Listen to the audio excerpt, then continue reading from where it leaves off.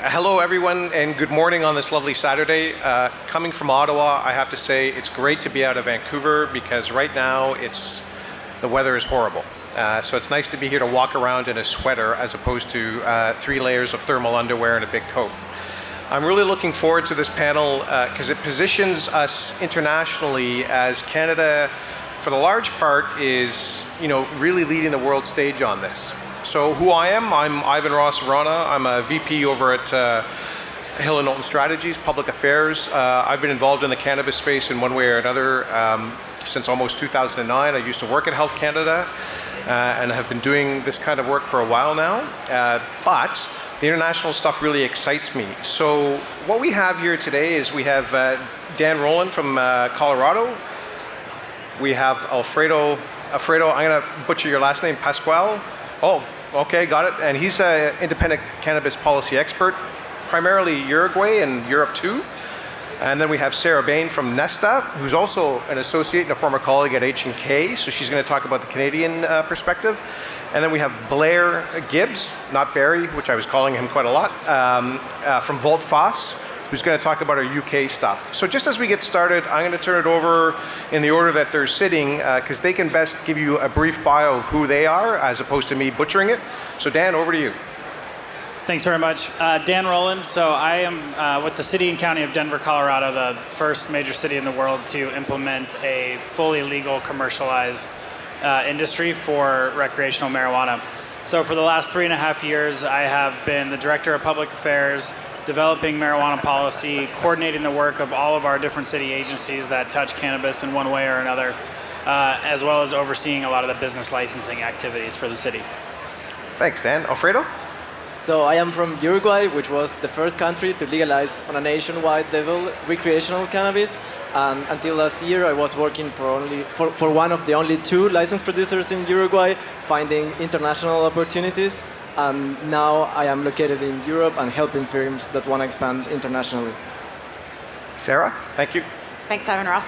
So my background started in politics for the Liberal Party, mostly in media relations, public engagement under the Chrétien and Martin government. Then I left to go into consulting, and that's how I had the good fortune to meet Ivan Ross. And then later left the consulting world to go in-house to 2 cannabis-related companies here in Canada with Nesta and with Cannabis Wheaton. So that's where I am now. Thank you. Blair? Morning. I am a policy consultant, but prior to moving to Vancouver, I worked in the Mayor's office in London, and then after that, I worked for the Secretary of State for Justice in the UK. So I have that sort of political background. And now I'm fortunate to report for Volteface, which is a UK-based drug law reform group which is pushing for sensible drug policy in the UK, and I'm covering Canada and developments in this country for readers in the UK. And we think it's going to be very important and influential what happens here. So they've got me writing articles and covering the space from here in Vancouver. Okay, well, thank you very much. So I think you can agree we've kind of got North America covered off, and then we've got a couple of other continents covered off. So I'm going to start it off with just a couple of questions, and just to get a sense of introductory so we sort of understand the jurisdictions. I'm going to start with you, Dan. Obviously, Colorado has led the way to getting this under. So if you could speak to a little bit about Denver and the situations you see there when it comes to cannabis, the regulations and so forth, that would be great if you could provide a quick overview on that. Sure. So, we feel like it's a little bit of dog years, right? 3.5 years of doing this, we've learned quite a lot, and a lot has changed and a lot has happened. This was a citizen-initiated thing that happened in Colorado. Our voters pushed it to amend our constitution. This was not something that happened through the political or legislative process.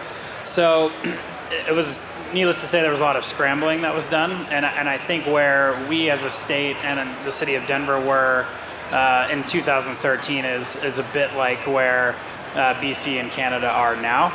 And fortunately, it's not that we have all of the knowledge, but just because we have been doing it quite a bit longer than others, we're able to sort of share some of those experiences and lessons learned. And that's what, frankly, I've been spending a lot of my time doing in this role, is having folks come to Denver sort of see the regulations, how they've developed, what the process looks like on the ground, and whether it's been governments from Canada or other states or other countries, we've always been sort of welcoming to show folks that yes, you can do this. Don't be afraid. And it's not going to change the look and feel of your community, whether you're a city, a province, a country. This is a big deal, but it's not going to change who you are fundamentally. Okay, thanks for that. So we're going to jump to Europe now, and so Blair, I'm going to turn it over to you, because the UK is in a really interesting position, right, from what I understand. So if you could give the audience a sense of where they're at. Yeah, so, I mean, a lot of people are interested in the UK for lots of reasons. I mean, I think that there are some strengths in the UK that would eventually make it a very, very interesting and dynamic place for sensible policy on cannabis, but we are some way away from that, right? So, population of about 68 million, very, very strong financial centre in London, a nationalised public healthcare system, and a very, very strong life sciences sector. So, if and when the UK does take a different course, I think it's going to be a very attractive place. But unfortunately, the politics at the moment is the barrier to sensible reform. And I think what's happened in North America is quite an interesting parallel, because we in the UK have a parliamentary democracy, so we have to have legislation in Parliament. We have to have political parties who sign up to it as a manifesto commitment. And that is some way off, unfortunately. We start some way behind you. We have no medical market at all. We have very strong prohibition, as most countries around the world still do. But we also have a lack of grassroots advocacy. There is some, but it's not strong enough. We have a very conservative medical establishment, which is not yet on board. And our current government is a minority government, so they tend to not like controversial legislation. It's difficult to get through. So there's a few things that still need to fall into place for it to move forward, but there are some signs that what's happening around the world is going to be quite helpful for moving the debate in the UK forward. Thanks, Blair. And then, Alfredo, I'm going to go to you, because I know you can talk about Uruguay, but also Germany to a degree. So if you could give us a snapshot there. Like, I think Uruguay is extremely interesting since they really legalized cannabis first. And then, of course, you've got some great background in Germany, too. So if you could sort of quickly talk about those two jurisdictions, that would be great. Yeah, so let's start with Uruguay, which was the first country to legalize cannabis on a nationwide level. And I think it's a very interesting example, especially for Canada now, because there are a few lessons Canadian policymakers could learn from Uruguay. So cannabis was legalized in December 2013, but unlike Colorado, it was done in a more top-down approach. It wasn't a grassroots movement, although it wasn't a grassroots movement pushing for legalization. It was basically the executive power and the parliament. So that meant not only that, but that was one of the main reasons why the way it was legalized in Uruguay was much more state-centered than in Colorado, and you don't have a blooming industry as you have in Colorado in Uruguay. So as I said, the law was passed in December 2013, and cannabis started being sold in July last year. So many years went by without sales starting. And now that they finally started, it's also completely different to what you imagine recreational cannabis in North America. You have only 2 companies growing for the government, growing only 2 strains with a maximum of 9% THC, no edibles at all. And users, in order to be able to buy, need to register with the government, put their fingerprints, and have their weekly quota. So it's a completely different system. And the reasons why it was legalized in Uruguay was also completely different to the reasons why it was legalized in most states in the US. In Uruguay, it was never about taxes, it was never about money, it was mostly about public health and public safety. And I see a certain parallelism with Canada here and this whole protect the children thing, which of course it's important, but I think Canadians should be careful when the argument behind legalization is to protect the children, because how are you going to measure that? What would happen if in the future children start consuming more and more cannabis? That will be used by those who oppose legalization to go back. And in the case of Uruguay, one of the things that we are seeing is that one of the main arguments behind legalization was public safety. And until now, no. Of course, it's very hard to measure what is public safety and how do you relate it with cannabis legalization. But until now, there isn't a huge change in public safety that those who were in favor for legalization can use to say, look, this was successful. So in that sense, I think you should be careful here in Canada when you want the state taking most of the control of the legalization. And sometimes giving more space to the industry to develop might be a good idea, especially if you want things to happen quickly. Great. Okay, thanks. We're going to stop you there. Yeah, I can talk about Germany later. Yeah, thanks, Alfredo. So Sarah, I left you last on this round because obviously we're in Canada, so it's very interesting the international lessons that we've just seen now. But within the Canadian context, like in your opinion, where do you think we are in a sense of internationally? Obviously, it seems we're ahead of the curve in a lot of other places, but the big next steps coming down the pipe. Thanks, Evan Ross. Well, it's incredibly interesting for me to hear all three of my colleagues on this panel, because Canada sort of had a hybrid of why we are where we are today. So it started obviously because of advocates who fought really hard and brought it all the way to the highest court to get medical access legal. So different it wasn't advocacy, but not a public advocacy. It was a very small, dedicated group of people who we all have to thank. Then, like Uruguay, it became a political issue in the last election. So we sort of have a bit of a hybrid. There was an advocacy group behind it, and then a political party ran an election where certainly they didn't run the election as that being their one platform issue, but it was a very clear piece of their platform. So I would say we have a bit of a hybrid, which gives us the good fortune of having had a really clear medical system already in place, which is what I would hope, if I could wish something for the UK, it would be that you would start with medical and really get that into a good place like it is in Canada, and then slowly, progressively move it into a recreational. That would be my hope for you. But one of the things we do in Canada is we love placing bets. We have hockey pools and football pools. It's part of sort of like who we are. So in politics, what we do, because we're a little geeky, we do pools as well on policy. So right now, all of us are looking at those who are involved in politics and sort of heavily in the government relations space. We, amongst ourselves, try to figure out when will we see recreational legalization in Canada. During the end of year interviews that the Prime Minister did, he said, we've never said July 1st. We never said that it would be July 1st. We said that it would be legalized by July 1st. So in politics, words are very important. So you need to think of it in three ways. Are they saying sold, legalized, or a bill passed? Three very different things. So if I had to put money down on this, I would say that the legislation will be passed by the Senate in May, and you would look at that by just looking at sort of the schedule that the House of Commons and Senate has. So I would predict May will be when the Senate passes it. This is a different bill than most bills. It won't immediately get royal assent. It goes back to a cabinet committee. Now the Liberals did that because they want to have a bit more control over this so that they can give a sense of when this will come into recreational, the date for recreational. So it goes to a cabinet committee. I believe, if I was predicting, that they will then pass the bill before the House adjourns. So that would be in June. And then, because they've done this agreement with the provinces will have a sense of when they can start selling it. So passing, legalizing, and selling are three different dates.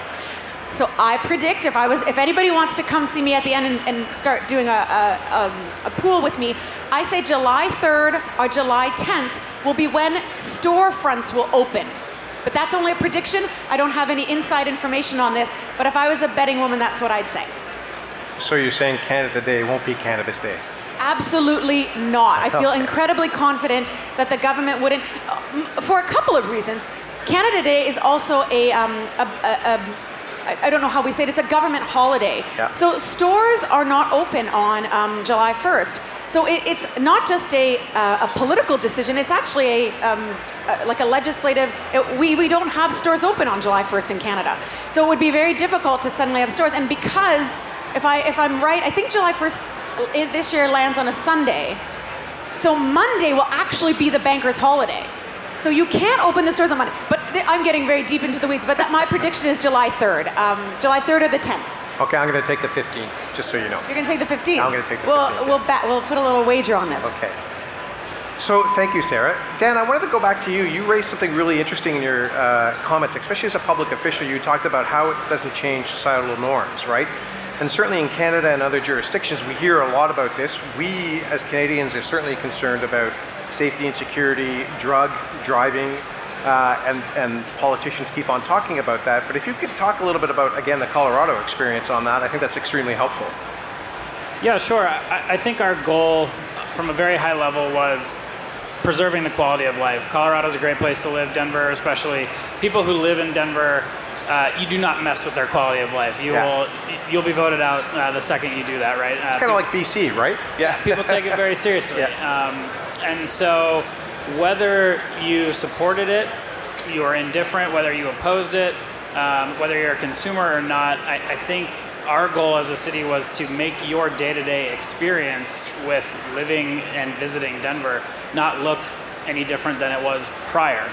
And I think people sort of expected this this massive green rush, and it was going to be like a Las Vegas type of atmosphere, or Amsterdam where there's a lot of cannabis tourism. And certainly our tourists have benefited from the industry being there, and our ski industry especially has seen that.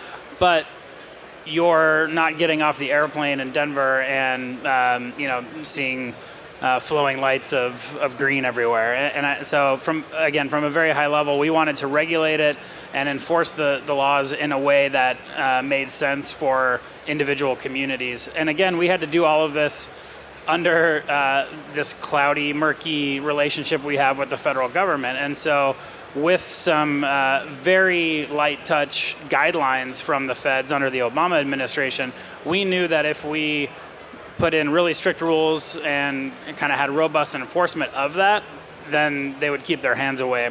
So that was a pretty easy sell for our residents to say, you know what, we're gonna keep a pretty tight lid on things. We'll sort of unfurl things slowly as we can prove to the feds and everyone else that this is working here. And I think we've been largely successful in doing that. Great, thanks for that. Oh, thanks for that. So Alfredo, I want to come back to you a little bit about, yes, I want to talk about Germany for sure, because I think it's fascinating that the Germans are actually probably really getting caught up on it. But also, again, if we can go back to understanding how society is adopting, I think Uruguay being the very first nation to legalize it is fascinating. Oh, so yeah, thank you. So I was going to say, if we can go back to the societal issues about Uruguay being the first nation to legalize it, could you talk a little bit about that? Well, it goes back to the issue I mentioned before, that it was a legislative process, and throughout the whole process, the majority of Uruguayans were opposing the legalization. It depends on the polls, but it was always around 60%. So that, of course, was one of the main difficulties. And then Sarah mentioned something that reminded me of an issue that Uruguay also had, and it was that there was no medical cannabis culture or framework when legalization came through. Actually, it's a very funny thing that recreational cannabis was sold in Uruguay before medical cannabis. Recreational sales started in July last year, and the first medical cannabis products to reach the pharmacies in Uruguay reached them in last month, in December, and it's CBD oil with 2% concentration. So I think that made it much more difficult, the whole process, the fact that perhaps society was not prepared for this, and that there was no medical cannabis framework in place when recreational sales started. Okay, thanks for that. So I'm going to go back to you again now, Alfredo, on the German question. What's happening in lovely Germany? So yeah, Germans are catching up with Canadians. It's a very interesting case there, because it's probably one of the very few places in the world where health insurers are supposed to cover the cost of the medicine. So to sum it up, forget about recreational cannabis in Germany for a while. Still not there. But medical cannabis is very interesting. You have two things going on there. First is cultivation in Germany, which drew the interest of many Canadian LPs. So German authorities will allow the cultivation in Germany. but the process is halted now. It's stopped because the way it was designed meant that German companies could not apply on their own because they needed to prove experience cultivating medical cannabis, and how can they prove experience doing something that was previously illegal. And that meant that a few German companies complained, and now the process is stopped, and the justice needs to decide if the public tender was legal or not. So that's one thing. And the other thing is importation to Germany. Patients now can get prescribed medical cannabis, and then they go buy it in the pharmacy, and if the product cannot be produced in Germany, then it needs to be imported, mostly from Canada and also from the Netherlands. And I would say that one of the bottlenecks right now in Germany when it comes to getting cannabis prescribed is that doctors are still way behind all of this. It's extremely hard to find a physician that either knows about medical cannabis or that it's willing to prescribe it. No medical doctor in Germany wants to be recognized as a drug doctor, so they are very afraid of that. Even patients are afraid of mentioning this to their physicians because culturally Germany is still way behind Canada when it comes to medical cannabis. So it's very hard to find a doctor to prescribe it. Then you gotta go to the pharmacy, you get the product in the pharmacy, but then the next issue becomes if you get reimbursed or not.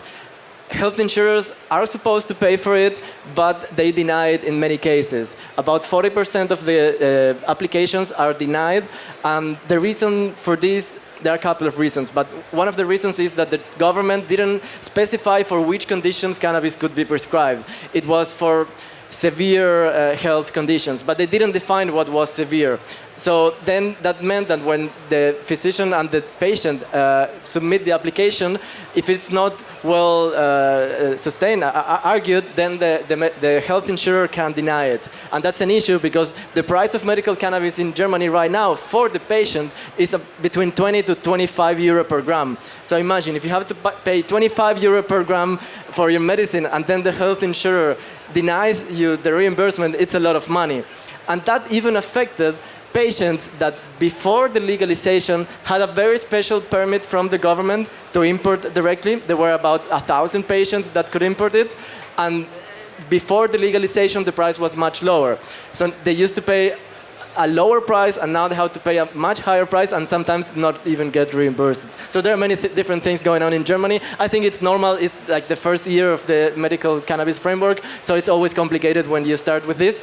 The good thing is that patients went from about 1,000 to about 13,000 or more right now. There are no official numbers, but at least you have 13,000 patients in Germany after 10 months, even with this very restrictive approach. Thanks for that. 25 euros per gram. Yeah, up to 25, 20 to 25, and half of the price goes to, about half of the price goes to the pharmacy. Just for grinding the product or something like that, they get half of the price. Okay. So Dan, in Colorado, Denver, what's the average price per gram or? Well, it's falling, and now you're gonna test my metrics. Just a rough average. Like, are you? I know it can depend. $6. Okay, Yeah, fair enough. And it's been coming down fairly steadily. And that's American dollars too. So it's $10 here. Sarah, I'm going to go back to you. So if you were to put your crystal ball on, once we have legalization done, what's the next big hurdle for Canada? What's the next big thing we're going to do in this space from a public policy, political space? Well, I'm an optimist, so I wouldn't say a hurdle. I actually see this more as an amazing opportunity for Canada. There are a couple of things. If I was thinking politically, my first answer would be politically this will be incredibly important to the Liberal government as well as to the two other major parties going into the next election. Because when it's legalized, so this summer, we will be about over a year and a half away from the next election. Politically, this is a very important issue for the government to have behind them when they go into the next election. They'll be able to put it in the window. They'll be able to say, we made a promise. They'll check it off. They said, look what we've done. We've kept a promise. Very different for the provinces, because politically, there are elections that are going to be happening municipally and provincially between the first one I would say is Ontario, I believe, which is just before legalization. So I think that the timing for which every election is happening in all the provinces will impact how the provinces decide to wholesale sell in their province. I'll give my first example would be Ontario. Ontario is going to have their election before we see legalization. So April, May, I'm looking over at Omar. Depends how long the election campaign will be, but they have a set election. So think about that. They can't, politically, it's very hard for them to go into an election having this an issue on their platform. They don't want to have it because it will be too close to the time where it becomes legal. They want to stay away from it. So Ontario, instead of going towards where they have their alcohol right now, which is sold in some grocery stores, they, I believe, opted to be a little bit more strict on cannabis, even though that's not in keeping with the Liberal platform. When they win, knock on wood, when they win the election, when the Liberals win, I think they will progressively move towards having more of a hybrid over the next couple of years. The other two elections are Quebec and I think New Brunswick, another two Liberal governments, which we would have thought would have wanted to have more of a hybrid kind of business focused sales. Quebec has alcohol sold in corner stores. They will not have cannabis sold in corner stores in July. Very surprising to some of us because they already have a template where they would have alcohol sold in corner stores. But I believe that they're trying to be a little bit more strict because they're going into an election. So that's the sort of thing that we're watching for when you look at all of the provinces. Where are they at in sort of their cycle for elections?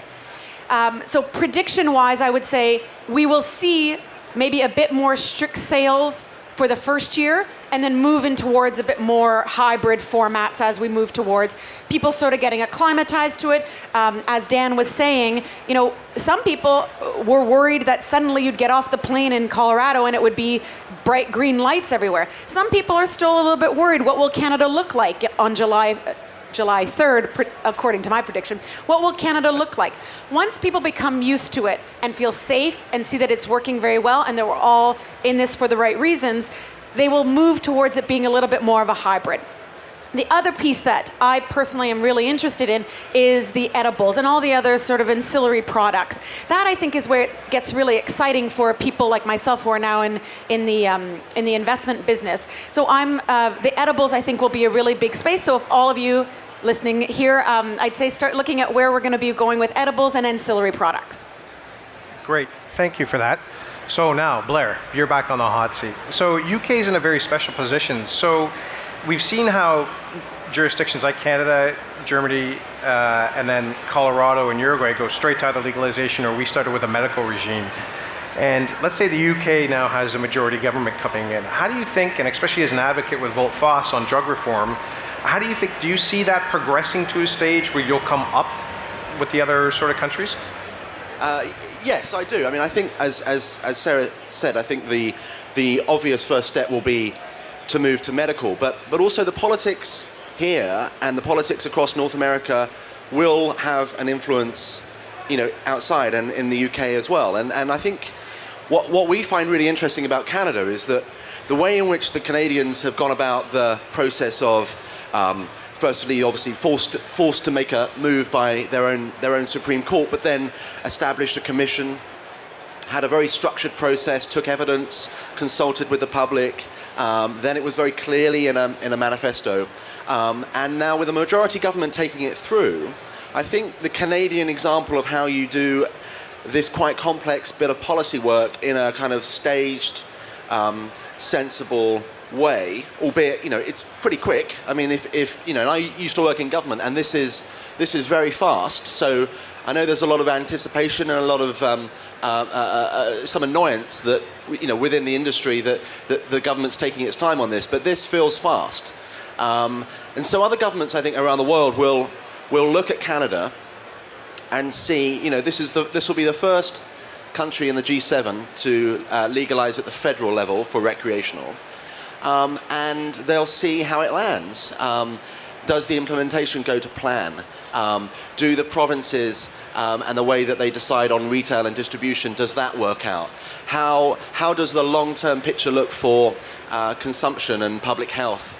And I think, therefore, Canada has a sort of opportunity to share some of that experience of the policy work. But then, of course, if the politics goes horribly wrong, politicians in Europe as well will take that lesson as well. So I think In the UK, there's better not mess this up then. Right. There's a lot riding on this. So yeah, please don't screw it up. We're a bit distracted at the moment. We like to do legislation and those sorts of things, and we don't normally do referendums on small things like this. We like to do referendums like once every 30 years on something gigantic, like whether we should stay part of the European Union. So now that we're leaving the European Union, there's a bit of political bandwidth that's taken up with issues of trade and extricating ourselves from that relationship. So domestically, this at the moment isn't seen as something the government has the time or the capacity to do. And also, as I said before, we've got this lack of constituencies really pushing for it. So the patient groups aren't quite organised well enough. We have a very strong and quite conservative national media, which is not convinced. But again, the experience of Canada is going to move the dial on all of those things, right? It's going to make it a reality for the first time. And in England, what happens in Canada seems like it's a credible, sensible thing, rather than something in California, which I think voters in the UK would just think is just so different to England that it doesn't really have much relevance for us. So I think there will be some movement, but it'll be medical first, and it'll take a majority government to have the bravery to actually start it going. So Blair, I'm going to put you on the spot. Do you have a sense of what public support is running around in the UK at all, or has there been any polling in that kind of area? There's been polling on and off over the years. There's never been a poll that I've seen that has shown majority support for recreational. Yeah. And in fact, there's a lot of ignorance about the difference between medical and recreational in the debate in the UK. And of course, because of prohibition and because of the strength of organised crime, we've got a lot of a lot of our young people are consuming cannabis. It's not as if it's not available. It's very, very freely available, but it's not the sort of cannabis that we would like anyone consuming. And it's that street cannabis that I think is what defines the public assumptions about what this drug is. But I think one of the things that Volteface wants to do, and this is why in 2018 we're launching this campaign called Cannabis in the UK, is to try and mobilise a whole host of different interest groups, from parents to patients, law enforcement, because we are also seeing some police officers, senior police officers, who've started to change their attitude as well, and get each of those groups to try and move public debate. And then as part of that campaign, we'll be doing some survey work as well to test out how the limits of public tolerance, because we think the British public will be open to medical, at least being trialled. And I think certainly after the experience in somewhere like Germany, which is very close to us, and if other countries follow in Europe, I think that will instantly start to feed through into public opinion. Okay, thanks for that. So now I'm going to also put you all on the spot and I want you to give sort of the audience your best predictions as to what you think which countries will come along next to seriously consider this. Maybe on the medical side or maybe on the recreational side. And so, Dan, you're more than welcome to comment on the international experience, but I'm also interested in the U.S. The U.S. is now up to about 25, 26 states. Yeah, it's actually over 30 have medical. Okay, and so do you have any sort of maybe insight as to which other states do you think might be considering this? So a lot of the Western states that have the sort of citizen priorities that we have in Colorado, where you can amend the state constitution, will continue pushing.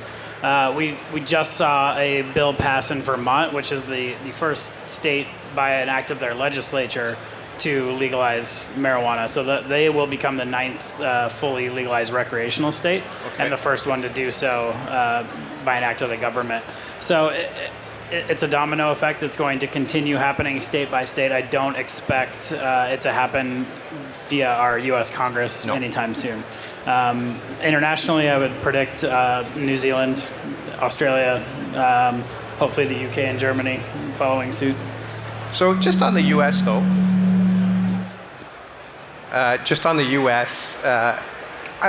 what's your opinion of, the Attorney General, Jeff Sessions, came out, talked about, canceling the Obama era guidance document, as it were. So as a public official in Colorado, Denver, how do you react to that, if you don't mind sharing with us on that? I basically became a therapist for the industry for a few days. That was my role. No, in all seriousness, our administration in the U.S., as many of you may have noticed, isn't a well-oiled machine right now and not operating on the same page all the time. So what happened really is that the Attorney General gave his U.S. attorneys in their districts a lot more freedom and flexibility to design whatever kind of enforcement program they want to prioritize around cannabis. Fortunately, in the District of Colorado, where our U.S. attorney has been there since 2010 and has, not in that role, but has been in the state since then and has seen the implementation of medical, has seen the implementation of recreational, came out an hour later saying we're not changing anything. Our governor said the same thing. Our state attorney general said the same thing. My boss, the mayor of Denver, said the same thing. So it's a lot. It's much ado about nothing, we hope, in Colorado. That could be very different in other districts. And if I was an investor that had just plunked down a bunch of money on a medical grow facility in Florida or Pennsylvania or Michigan, I might be much more concerned than were I an operator in Colorado. Okay, thanks for that.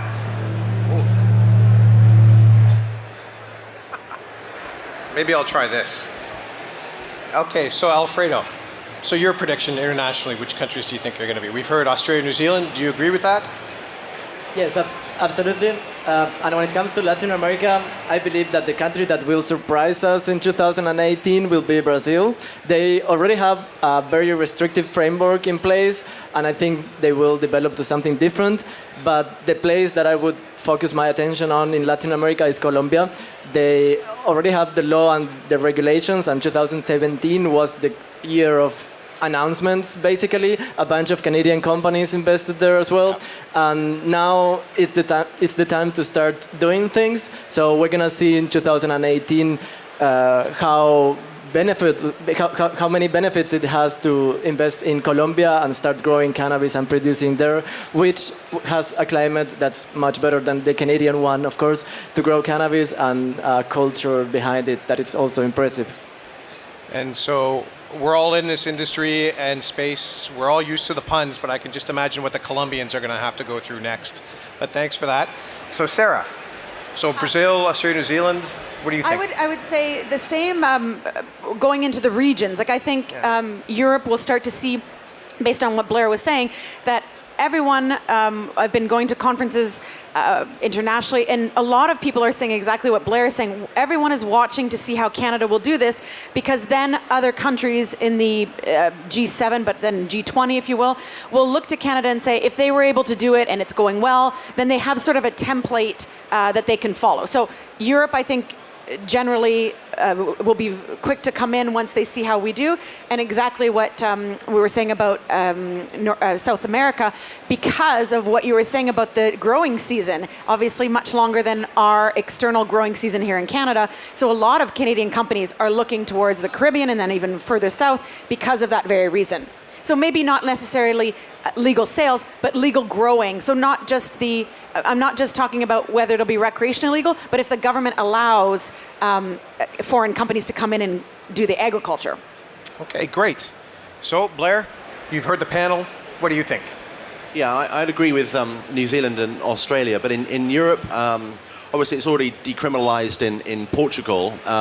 There's even some discussion that it might be decriminalized in France, which would be quite an important moment, a step on that road. And it's actively discussed politically in different ways, and there's been votes in different fora in Poland and in Italy, and even some early discussion about places like Ireland as well. So I think those countries will be very influential on each other. You know, don't forget the EU has this very liberal policy, so people from any member state can live and travel and study in any other member state. There's no visa required. So there's lots of people from lots of European countries living in other European countries, right? So they're going to have direct consumer experience if they live in Germany potentially over time, and Portugal and elsewhere, and that will gradually start to, I think, nudge other countries in Europe to go in that direction. South Africa as well, actually, is looking quite interesting. South Africa, that's interesting. Alfredo. Yep, just one more detail about Europe. And an advantage is that Germany is leading the way, and Germany is the powerhouse of Europe. Yeah. So it is true. Many countries are looking at Canada to see how things go here, to then think about legalizing either medical or recreational cannabis. But when it comes to European countries, they are all looking at Germany, and they will see, okay, it is possible to legalize medical cannabis, and if Germany is doing it, why can't we? So that's a positive thing about Europe, that it is Germany the one leading the way.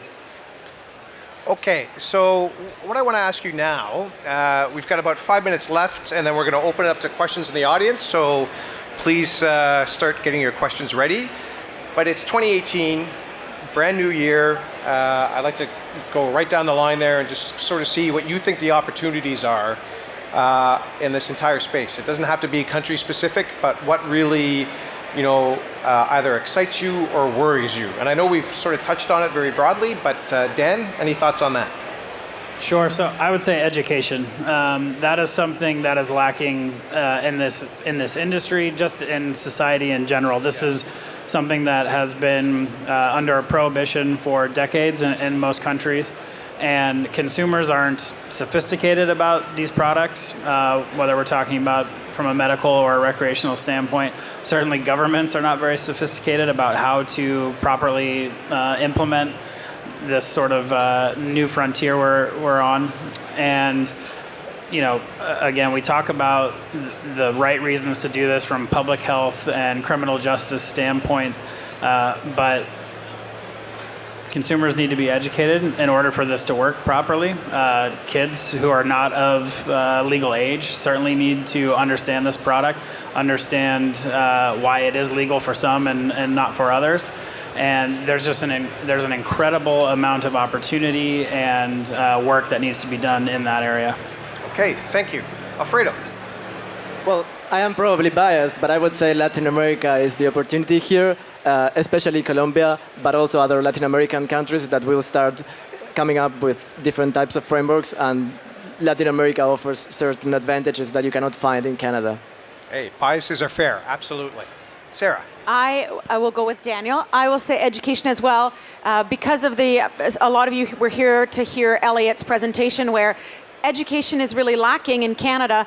And I would say there are three big buckets that the spaces that we need to ensure that people are aware of. Number one is that those who are naysayers about how Canada's moving too quickly and that we haven't done enough to make sure that this will go well, I couldn't disagree more.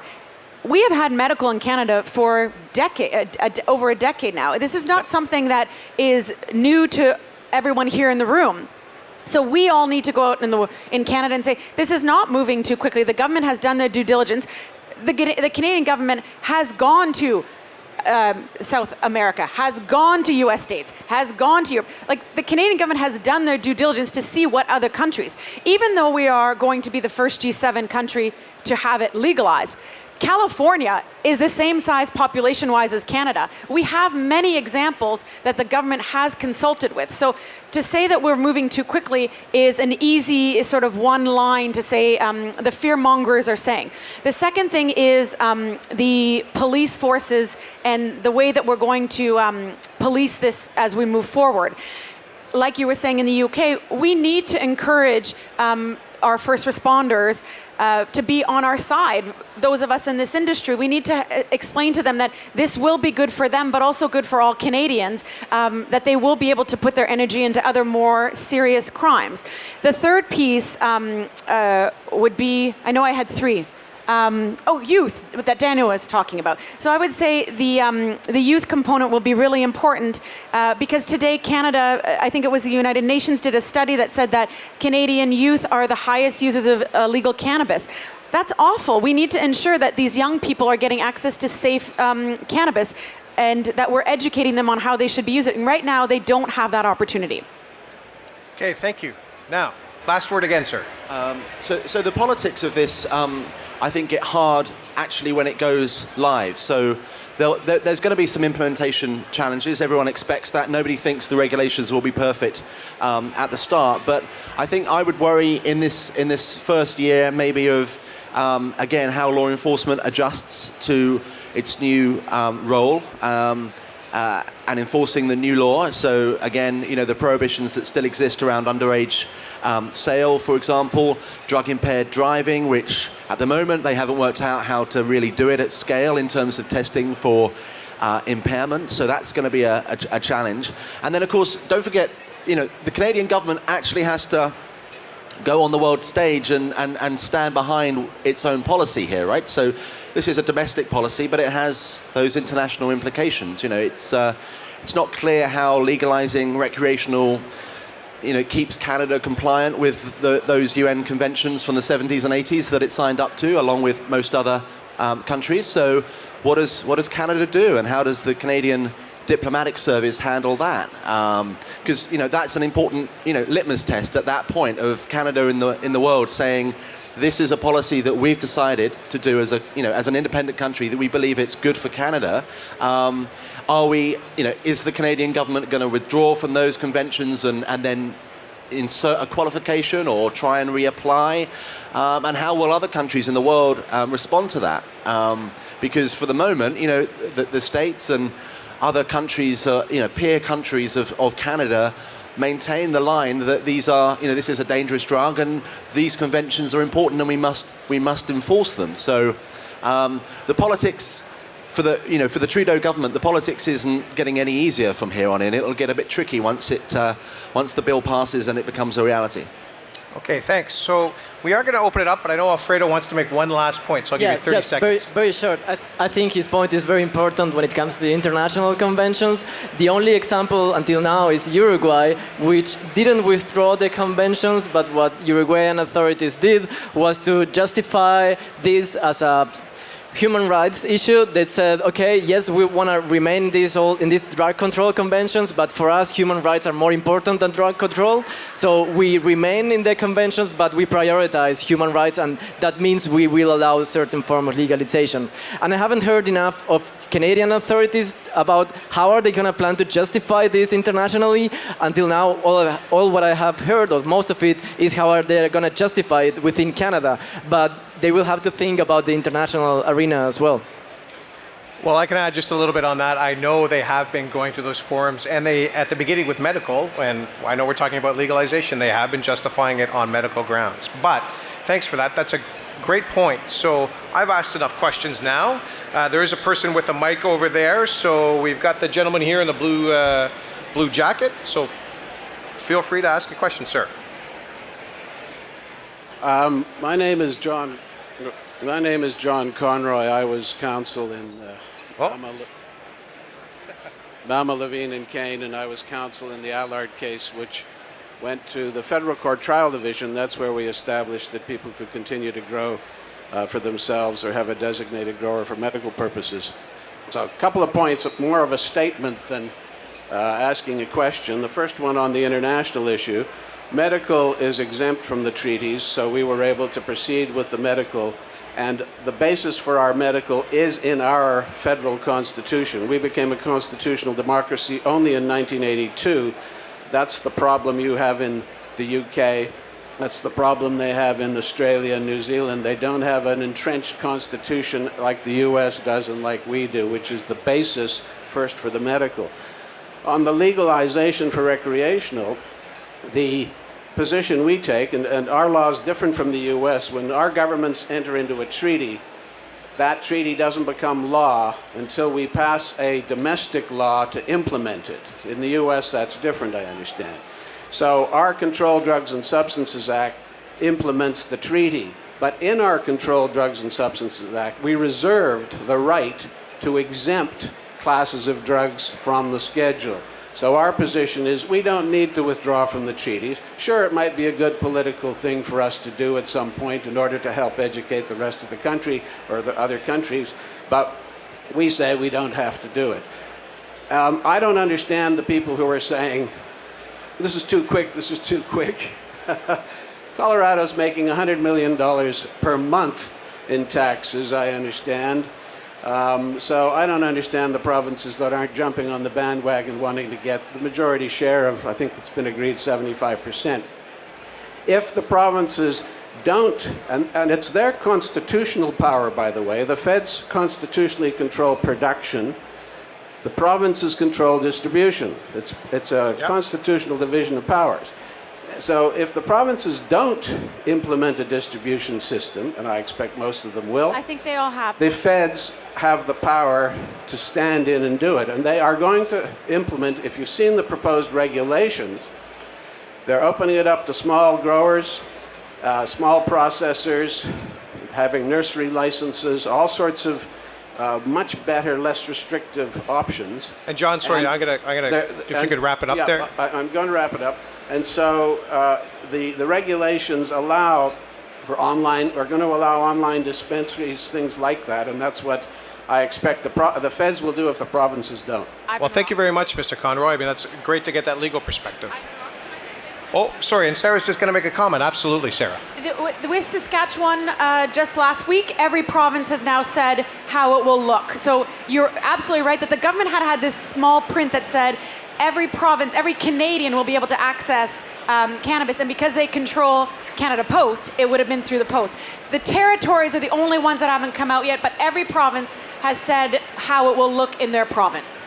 Okay, thanks, Sarah. And then Alfredo, you want to make a comment? Yeah, very short again, just to be clear, when it comes to the international drug conventions, medical is not a big issue, the issue is recreational. And when it comes to remaining within the conventions with the exception of one substance, then Canada might take a look at the example of Bolivia. A few years ago, they withdrew from the conventions and then joined again with the exemption of the coca leaves. So coca is now legal within a certain conditions in Bolivia. So they remained within the conventions with the exception of one substance. Oh, okay, so a tricky issue. So some questions over here. Right there, yeah. Hi, I have a question for Alfredo. I'm wondering if you can comment on the situation in specifically in Argentina and Mexico. Oh. Yeah, please do. So when it comes to Argentina, it's an interesting case. They passed a law at the beginning of last year, so about 1 year ago. The law was pretty clear that the state will have the control of the cultivation and production, and the way patients will get access to the product will be by registering within a program where they will get the product from the state. So more or less that was the idea of the law and the way it was regulated. The thing is that up until now almost nothing has been done. There's pretty much nothing going on yet in Argentina. I don't have the explanation to why that happened, but I can suppose that the change of government might have been an issue, and it might be that the new government might want to do things differently now.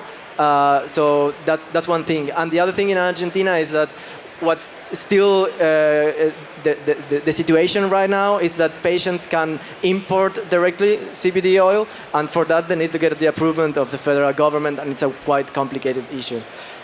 In the case of Mexico, I think we're going to see news very in the short term. We need to see how they regulate it. They promised January to be the month where they will publish how things are going to work there. So I'd rather not comment now and then a couple of days later have different regulations going on. Okay, so the lady right next to you, sir, yeah. Hi, my name's Jackie. I'm hoping, and I haven't heard it yet, the industry really, I know the industry hasn't had access to the science of this whole product because it's been a Schedule I, et cetera, across the world, particularly in the US and Canada. When will scientists start pushing to understand the product from a non-stigmatized perspective that will drive policy? And I mean policy like it's a criminal act, it's equivalent to drunk driving, which it isn't. So all the policy is being based on prior criminal behavior or perceived criminal behavior, not in science, where you can walk into a drugstore and buy enough Tylenol to kill yourself. You can buy a bottle of alcohol and drink it all at once, and it will kill you. But we don't know that cannabis will do that. In fact, probably not. So, but yet all the regulations are being driven based on hearsay and fear, not in science. When will the regulation be pushed by scientists? I think that's one of the best byproducts of legalization. We've been stuck in this catch-22, certainly in the States, for a long time, where you can't have science lead on the policy because the research hasn't been funded, it hasn't even been legal. So it is already happening, it is already being pushed. It will only become more so. I mean, one of the first things we did as the state of Colorado was grant $10 million to the state agricultural university to start looking at it. That was only 3 years ago. It's going to take some time. Okay, Sarah? No, that's what I would have said. I agree completely. This will take time, but individuals like yourself going out in groups like ours today and ensuring that people understand that there are myths out there, and it's only when reasonable people have access to data that we'll be able to convince people that like you were saying, it's as people go out saying this is as dangerous as harder drugs, this is as dangerous as alcohol. It's very hard to back that up if you don't have facts. What Daniel was saying was this will happen, it sounds like happen quite quickly, that spin-over where suddenly you now have facts and data to start backing up your lines, your arguments. We'll be able to myth bust that, I hope, relatively quickly. Yeah. Okay, Alfredo. So Blair, go ahead, and then Alfredo, I'll get to you. Where Canada's influence is going to be felt as well, because it's one thing to build an industry and build a sort of adult consumer market and tax it and generate revenue for the government and claim to be improving all sorts of public health outcomes. But actually, for the first time, as you say, because this substance is legalized, there will be federal and local funding for research into it. There'll be whole hosts of university consortia and individual groups doing their own research on data that was never there before, or if it was proprietary data. So there'll be public data, there'll be new long-term studies into the impact on young people, and so Canada will have all of that. It won't be happening anywhere else to the same extent. And scientists in the UK and in Australia will see Canada as a very attractive place to come and work and to study if this is their field, because they'll have a degree of access to new research opportunities they won't have anywhere else, especially in countries where it's still prohibited. So I think there is a chance, there's a definite need for the scientists to push the agenda, but already in Canada you're in a good place, and I think that influence isn't just going to be about building an industry, it'll be about building knowledge in countries where we don't have enough knowledge. Okay, Alfredo, last word to you, sir. Yeah, so I agree with the other panelists, and I would say that legalization and science reinforce themselves. It's not that you need to have one first and then the other, because in order to do science, you need it to be legal, and in order for it to be legal, you want to base it on science. So I think it's a process. It's not like first one, then the other, and what we see is that in places where it's legal, then we have more research going on. So I think they get mutually reinforced, and it's a process that takes time. Okay, well, listen, I have to wrap it up now because we're running out of time. One last thing I wanted to leave the audience with. Blair, we'll start with you. Your favorite song that sums up your cannabis experience. Well, something by David Bowie, probably something from, I would say Lady Stardust by David Bowie. Okay, Lady Stardust, a Bowie fan. Sarah? Anything by Leonard Cohen or Simon and Garfunkel. Oh, okay. Anything. Anything. Anything. Anything. Particularly Leonard Cohen. Okay. Suzanne, if I had to pick one. Alfredo? I would go with Pink Floyd, Comfortably Numb. Holy cow, there we go. Okay, Dan, last one to you. Peter Tosh, of course, legalize it. Hey, there you go, Peter Tosh. You can't, the Jamaicans. Well, thank you very much, Blair, Sarah, Alfredo, and Dan. On behalf of myself, Ivan Ross Vrana, I know we're scratching the surface on this, but it's a great start. I know these panelists will be here all day following up on this. And again, I wanted to thank Natalie, the stage manager, for keeping us on time. But of course, I really wanted to thank Lyft for putting this on. I think these venues are extremely important. And then two key people, David Brown and Desi Pavlova. And thank you for coming. Cheers.